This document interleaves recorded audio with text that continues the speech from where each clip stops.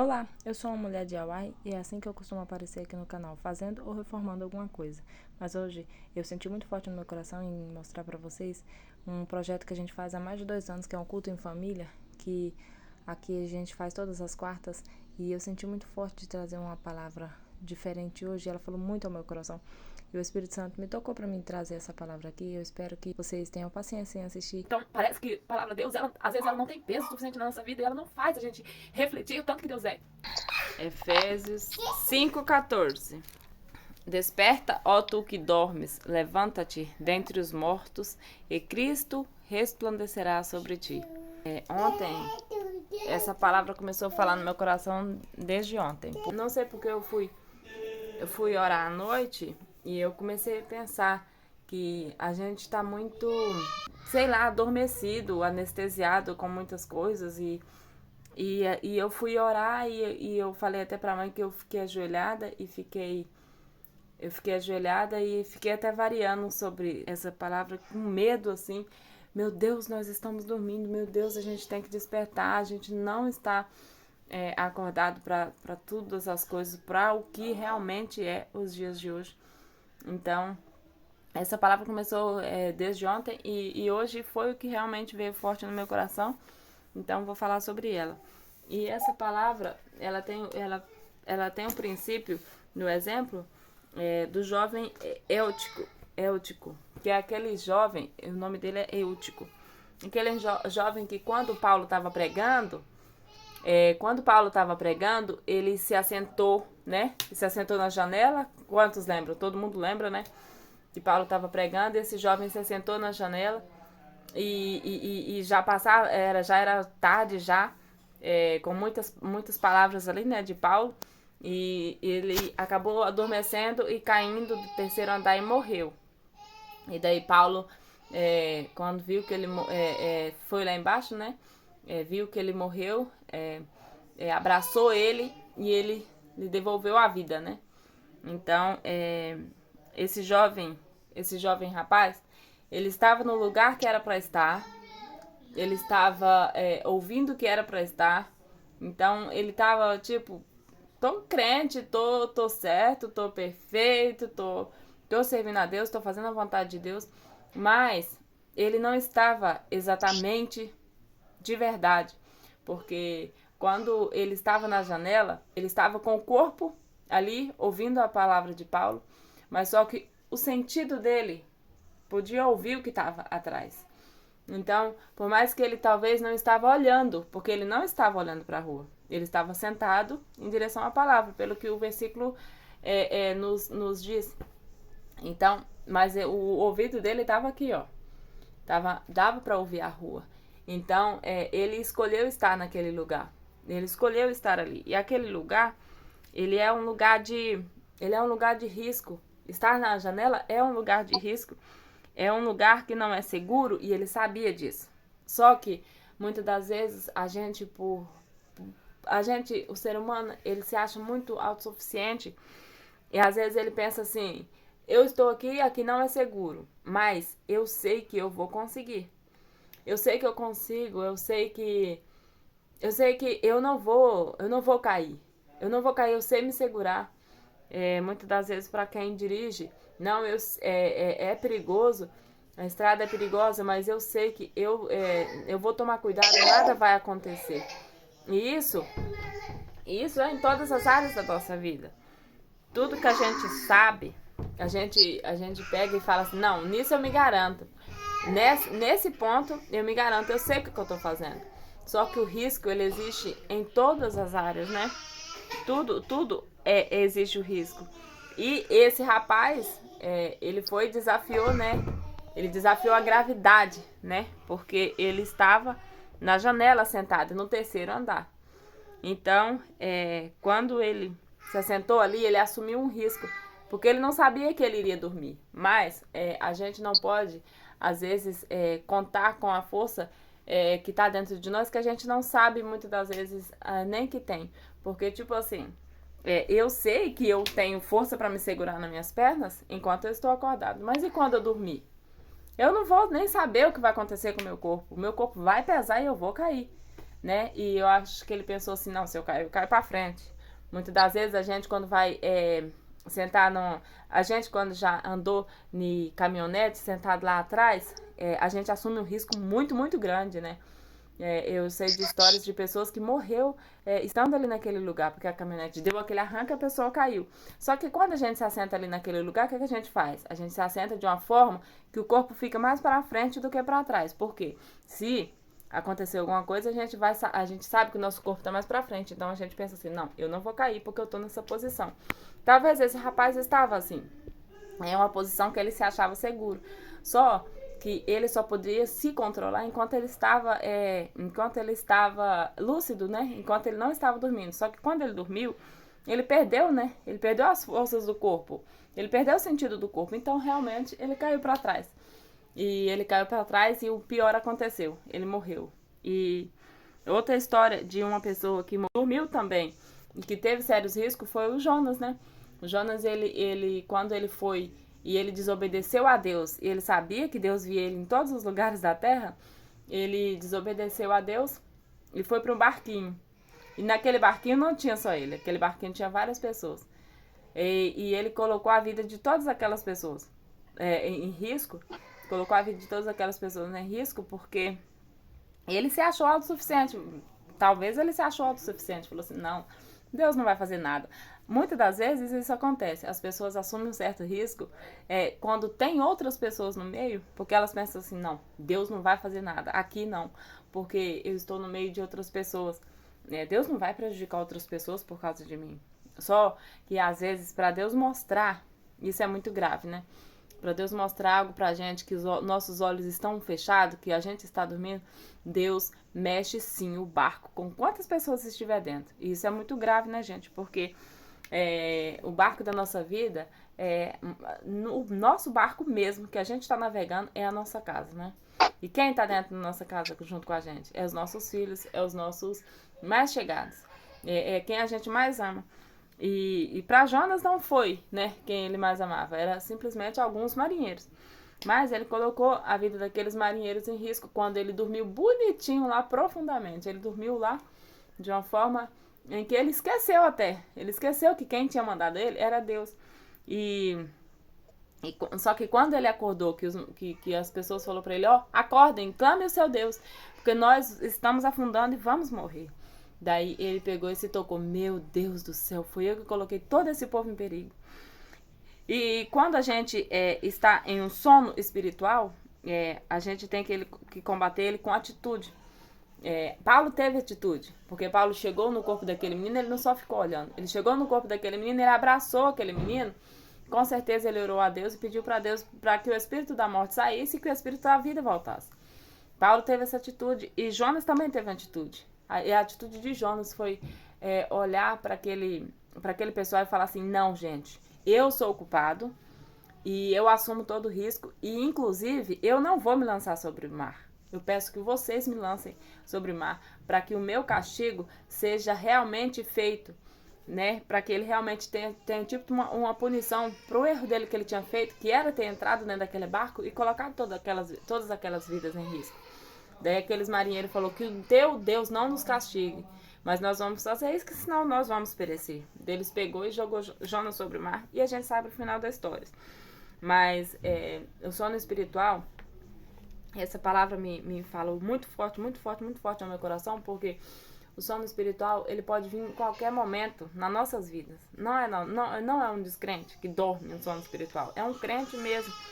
E no mundo de hoje, é muito perigoso cada vez mais e mais a gente entrar nesse sono espiritual, porque a gente tá dentro da igreja, a gente está fazendo a vontade de Deus, só que por a gente estar ali dentro e estar fazendo a vontade de Deus, a gente vai falar assim, não, a gente não dá oportunidade para que outras pessoas cheguem até nós, nos evangelizem ou falem algo que a gente está precisando. Quando a gente está ali dentro e a gente está lá ouvindo a palavra, igual aquele rapaz estava, ele estava lá dentro da igreja, ele estava ouvindo a palavra, ele estava ouvindo a pregação.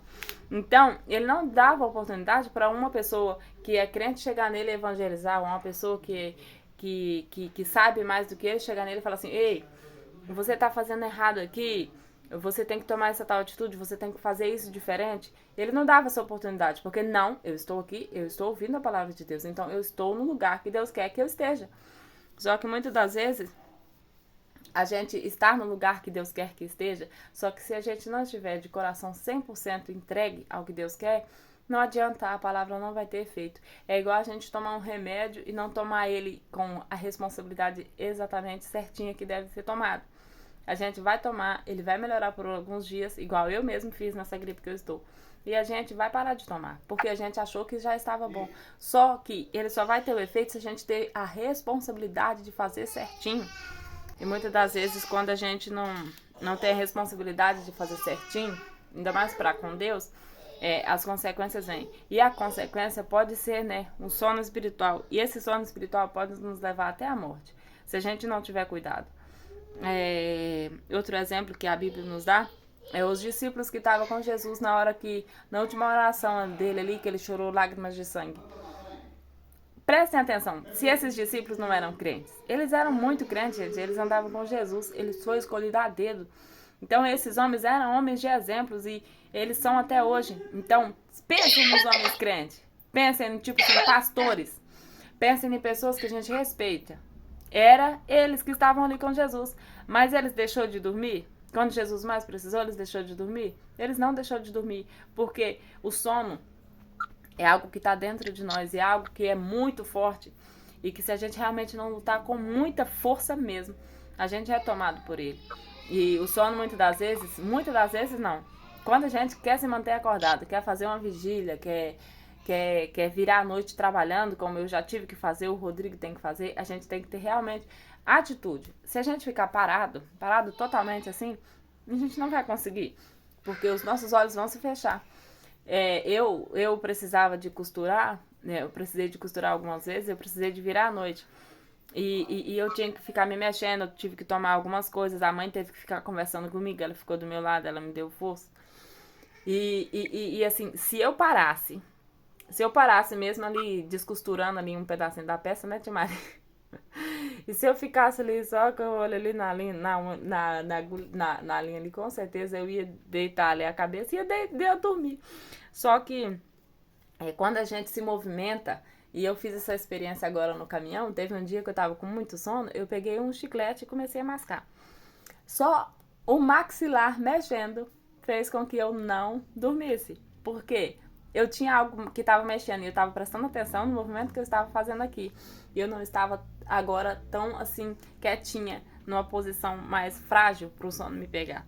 Então, muitas das vezes, vocês podem estar, às vezes, até achando isso até meio besta, mas só que se a gente for levar para o lado espiritual, a vida espiritual, ela requer muitas atitudes e muitas ações para que a gente não chegue nesse ponto de sono espiritual. E uma das ações mais importantes dela, e é o que Jesus falou para aqueles discípulos quando eles dormiu, é vigiar e orar. Porque o espírito, na verdade, está pronto, mas a carne é fraca. O espírito quer adorar a Deus. O espírito quer buscar a Deus. A gente, na nossa consciência, a gente sabe que a gente tem que orar, a gente tem que buscar, e a gente tem que ter algumas atitudes para que nos levem até Deus. Mas só que a nossa carne é fraca. E se a gente for deixar a nossa carne dominar, a gente vai acabar perdendo para a carne. Um exemplo muito forte disso quantas vezes a gente não chegou à noite, assim, já num dia corrido, a gente começa o dia já corrido, fazendo as coisas. Chegou à noite a gente pensa, nossa, eu não orei hoje. De que a gente vai fazer? Vai orar. Mas é uma oração pequena, é uma oração chula, vamos falar a verdade. É uma oração assim, não é assim aquela oração que você dedicou tempo para Deus. E daí, e sem contar na leitura da Bíblia. Quantas vezes a gente chega assim, nossa, eu perdi a conta de quantos dias eu tenho que eu não leio a Bíblia. E a leitura da Bíblia e a oração, ela tem que andar junto. Porque a leitura da Bíblia é Deus falando com a gente e a oração é a gente falando com Deus. Então, como que a gente vai deixar de fazer um deles, né? Então, são essas ações que podem nos levar até Deus. Estar orando todos os dias, estar lendo a Bíblia todos os dias. E outra das coisas é estar disposto para a obra de Deus, num ponto de que, até para que a gente dê frutos, né? Porque tem aquelas passagens na Bíblia, que agora eu não lembro onde fala, que a árvore que não dá fruto, que o machado corta, né? Então, a gente tem que ter uma árvore, uma árvore que dá fruto para Deus. E não é só dar frutos, não é só ganhar almas. Dar frutos é estar trabalhando em algo da obra de Deus. Por mais que às vezes a gente assim, talvez não tenha chegado a um ponto de ganhar uma alma para Deus, mas que a gente dê testemunho de alguma forma nas nossas vidas, para fazer com que aquilo mostre para pessoas que a gente é uma pessoa que está frutificando para com Deus. Dar uma carona para alguém que precisa, limpar uma igreja, ser uma pessoa boa e solidária como a nossa família né? São todos bons e solidários. Então, fazer tudo que vai testificar a palavra de Deus é estar frutificando na obra de Deus. Então, isso vai fazer com que a gente nos movimenta o corpo, movimenta o sangue espiritual e que a gente consiga a não adormecer, né, na palavra, não adormecer no espírito. Gente, essa palavra falou tanto ao meu coração, tanto mesmo, que eu cheguei nesse momento, e esse tempo todo aqui com vocês aqui no cultinho, eu estou assim o tempo todo crente e tudo, orando e tudo, só que eu cheguei num momento assim que eu deixei com que vozes, eu estava sentada na janela, eu deixei com que vozes de lá de fora chegassem aos meus ouvidos e me colocassem a fé que eu tenho em Deus em cash. Às vezes, assim, a gente tá tão acostumado a estar na igreja todos os dias que a gente meio que se esquece de que Deus é o que há de mais importante nessa terra e nessa vida. Deus é o que há de mais importante para nossa vida mesmo. E muitas das vezes parece que a gente chega a se conformar. A gente se conforma com Deus porque a gente sabe dele desde que a gente nasceu. A gente ouve de Deus desde que a gente nasceu. A gente fala a palavra Deus milhares de vezes no dia. Então, parece que a palavra Deus, às vezes ela não tem peso suficiente na nossa vida e ela não faz a gente refletir o tanto que Deus é. E muitas das vezes, mesmo sabendo de tantos milagres que Deus já fez em nossa vida, em nossa família e tudo, às vezes até quando eu ouvia algum testemunho eu falava amém, mas o meu coração lá dentro estava questionando muitas coisas. E muitas das vezes, quando eu ia para a igreja, eu falava assim, Deus, por que aqui não acontece nenhum mover do Senhor na igreja? Por que tá tudo tão frio? E eu pensava assim, Deus, mas será que realmente o Senhor existe? Será que realmente a salvação vai acontecer? Será que realmente o céu existe? O céu é de verdade? Daí eu olhava para algumas pessoas que pregavam e falava assim, será que essas pessoas estão sendo sinceras? Será que esses testemunhos, eles são de verdade? E o inimigo, ele quer usar qualquer brechinha que tem na nossa vida para que ele consiga nos tirar a fé que a gente tem em Deus. E eu fui perceber que eu era esse jovem que estava sentado na janela e que Deus, mesmo eu estando lá dentro, eu achando que eu estava correta, Deus, ele precisou me ressuscitar através dessa palavra para que eu entendesse o peso que a palavra Deus tem. Deus é o que há de mais importante na nossa vida. E por que a gente decide deixar ele para um pouquinho do dia só para ele? Por que a gente só ora uns 10 minutinhos? Por que a gente dá tão pouco para Deus? Por que para Deus tudo tem que ser tão mínimo? Por que o esforço para Deus ele não é o maior? É com ele que nós vamos passar o resto das nossas vidas. A vida aqui na terra, ela não é nem um décimo do que vai ser no céu. E por que a gente aqui na terra, a gente não procura estar cada dia mais com Deus? Deus é o que mais importa em nossas vidas e a gente não se importa com ele de verdade, da forma como que deveria. E essa palavra, ela me fez ver que... Quantos dias eu estou sem minha Bíblia? Eu não sei. Eu não lembro quando que eu li a Bíblia a última vez. A gente sempre tem uma desculpa. A gente tem uma desculpa pra tudo. E geralmente pras coisas de Deus. É que a gente tem mais desculpa. A gente tem tempo pra ficar no celular. A gente tem tempo pra ligar pra família. A gente tem tempo pra fazer todo o serviço de casa. E muitas das vezes a gente acha que é mais importante ter uma casa limpa. É mais importante ter uma comida pronta. É mais importante ter um filho bem cuidado. Só que assim... Se Deus é o que há de maior na nossa vida, como que a dedicação para Deus tem que vir abaixo dessas coisas, entende? E como dono de casa, hoje eu ouvi uma mensagem, uma pequena mensagem que eu nem consegui ouvir, que os meninos não me deixou ouvir, só que o título da mensagem era: até que nada mais importe até que nada mais importe. Depois que eu fui fazer essa palavra aqui, que eu fui ler tudo e eu fui ver que até que nada mais importe. Gente, o dia não tem importância se ele não começar com Deus. Uma comida, ela não tem importância, ela não vai nos servir do jeito que era para servir se ela não tiver com Deus. O filho da gente, a educação dos nossos filhos, os nossos filhos, não adianta eles estar limpinhos, eles estar bonitinhos, eles estar fazendo o que tiver de fazer, mas se Deus não estiver na frente disso, então, até que nada mais importa. É muitas das vezes assim, deixar uma casa suja, muitas das vezes é passar da hora um pouco de menino comer, muitas das vezes é fazer alguns sacrifícios a mais na nossa vida e no nosso dia a dia, para que a palavra de Deus venha ter o peso que tem que ter nas nossas vidas. E a gente tem que servir a Deus em todo momento, até que nada mais importe, porque Ele é o mais importante. Então, se Ele é o mais importante, Ele tem que ganhar o primeiro lugar das nossas vidas.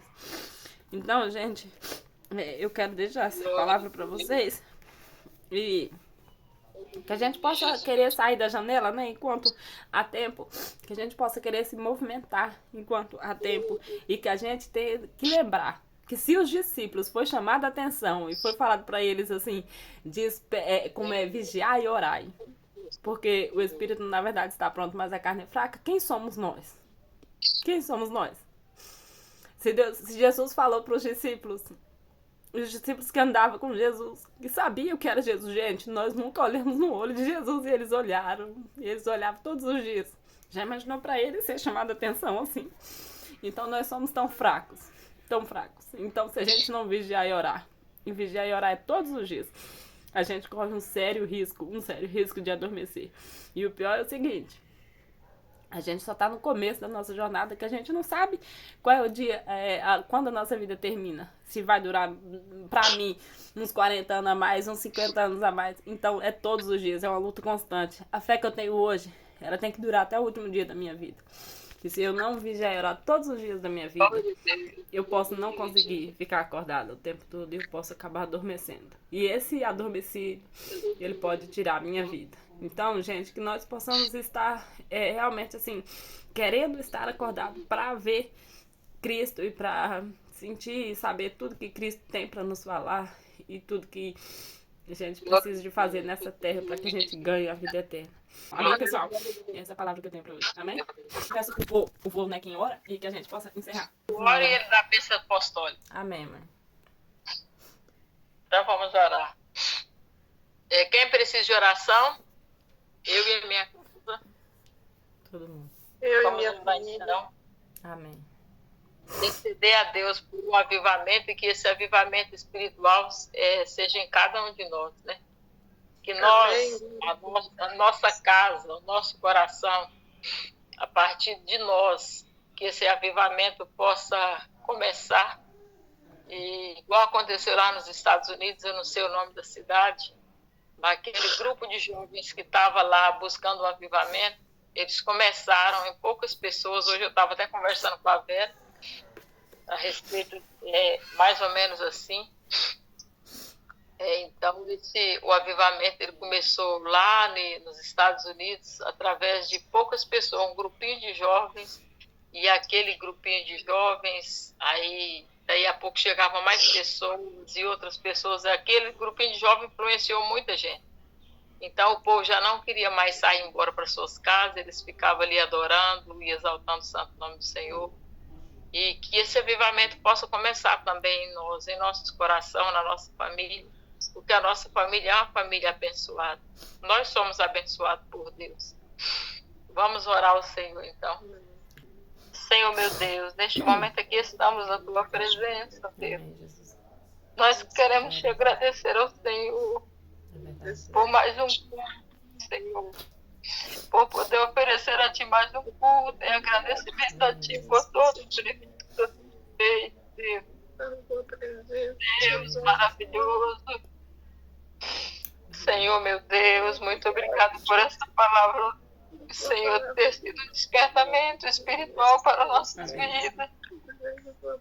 Senhor, nós estamos precisando, Senhor, de palavras palavras como essa, Senhor, para um despertamento espiritual em nós.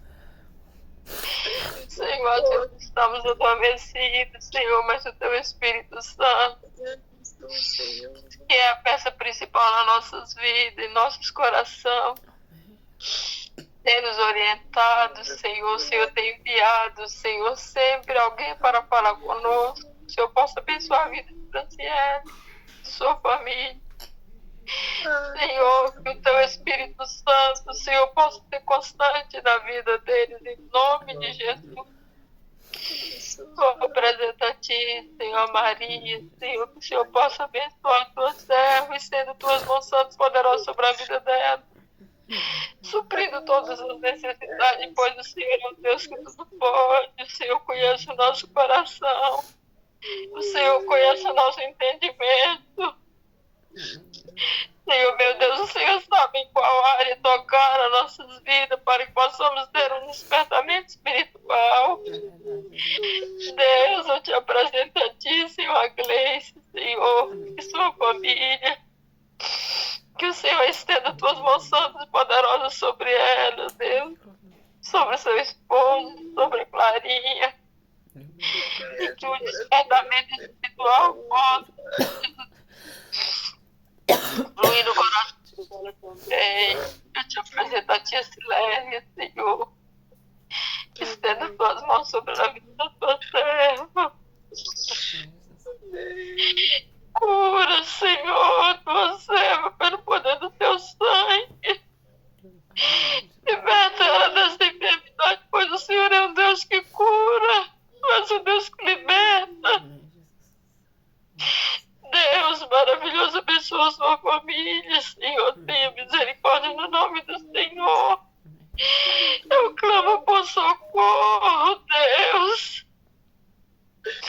Eu te apresento a Tia Laine, Senhor, a família dela, o esposo, os 2 filhos. Senhor, estenda Tuas mãos todas poderosas. O Jonas e sua família, o Oséias, Deus, a Vanessa, conceda um filho para eles. Deus, e que o despertamento possa chegar na vida deles também, um grande avivamento possa chegar, Senhor. Te apresento a Tia Vera, estenda Tuas mãos poderosas sobre a vida da Tua serva, o Amauri, e toda a sua família, que o Senhor tenha misericórdia. Tu és um Deus maravilhoso, Tu és um Deus de milagre, Senhor. Meu Deus maravilhoso, muito obrigado pelo Senhor ter feito presente nesse culto. Nós te adoramos e exaltamos o Teu santo nome, pois Tu és o Deus que tudo pode. Deus, eu apresento a Ti, eu e a minha casa, a minha família, que o Senhor estenda Tuas mãos sobre a vida de cada um de nós. Que um grande avivamento possa, Senhor Jesus querido, acontecer no meu coração, no coração do meu esposo, dos meus filhos, Senhor, da minha nora, dos meus genros, dos meus netos, toda a nossa família, no nome de Jesus. Te apresento a Ti, meu Pai, que o Senhor estenda Tuas mãos santas poderosas continue abençoando ele com saúde, assim como o Senhor tem feito. Toda a nossa família, Adriana, Senhor Jesus querido, e sua família, a Genesia família, Senhor, toda a nossa família, Senhor. Senhor, meu Deus, toda a família Pereira eu coloco em Tuas mãos e eu agradeço a Ti, peço a Ti que o Senhor nos abençoe no ocorrer dessa noite, nos guarda, e que esse avivamento possa acontecer nas nossas vidas a partir de hoje, Senhor, para que possamos buscar mais a Tua presença. Eu não quero estar sentado na janela, Senhor.